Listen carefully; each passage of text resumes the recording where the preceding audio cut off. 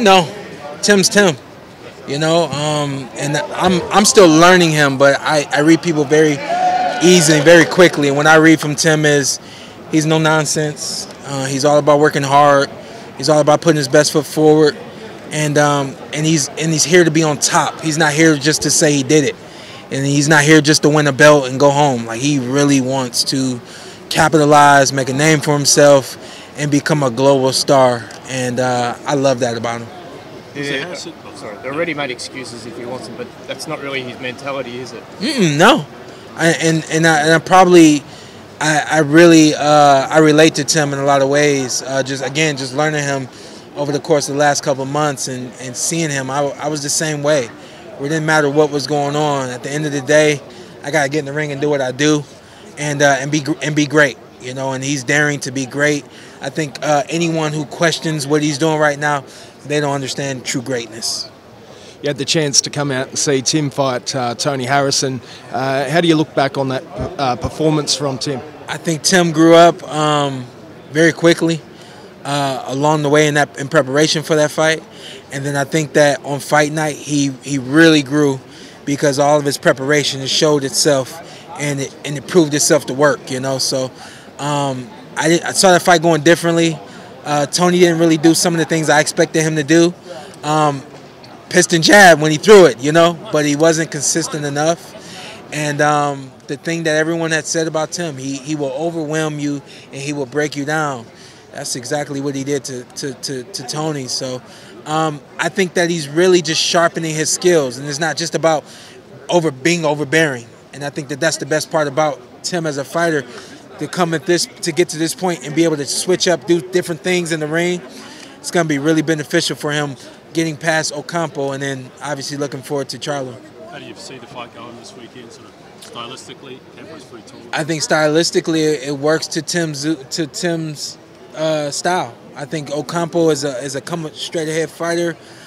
He's not much movement, which means he's going to be right in line for just about everything that Tim throws. And I wouldn't be surprised if it's a quick night. What do you think of his mentality, just the fact he's taking this fight? Do you think we should be seeing more of this kind of thing in boxing? Yep.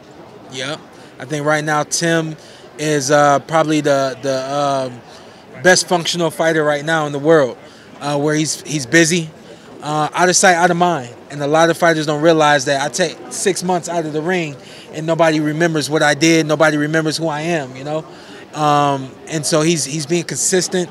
And he's keeping the work right there in front of everybody. You can't deny Tim, especially if he puts it down against Carlos Ocampo.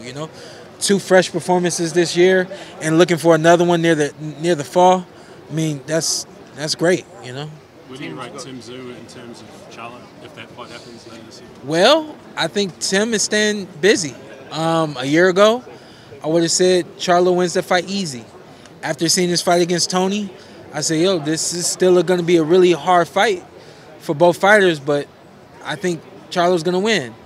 Now, with him being busy, keeping that work rate up, riding the waves of the energy of being consistently successful, this fight's going to get harder for Charlo month after month.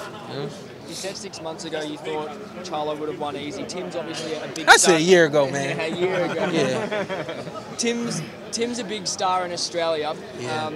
It felt like the Harrison fight was kind of his coming out party for the US. Do you feel like the US boxing fans are starting to put a bit of respect on his name? Well, I think, to be honest with you and just being frank, I think another American fighter would have been beneficial for Tim in terms of being able to translate to the American audience. I think that him getting in the ring with a Mexican fighter that doesn't have the support of Americans, I don't think that this fight for him is beneficial in terms of his popularity with the American boxing fans. But he does something amazing, something that no one's really been able to do.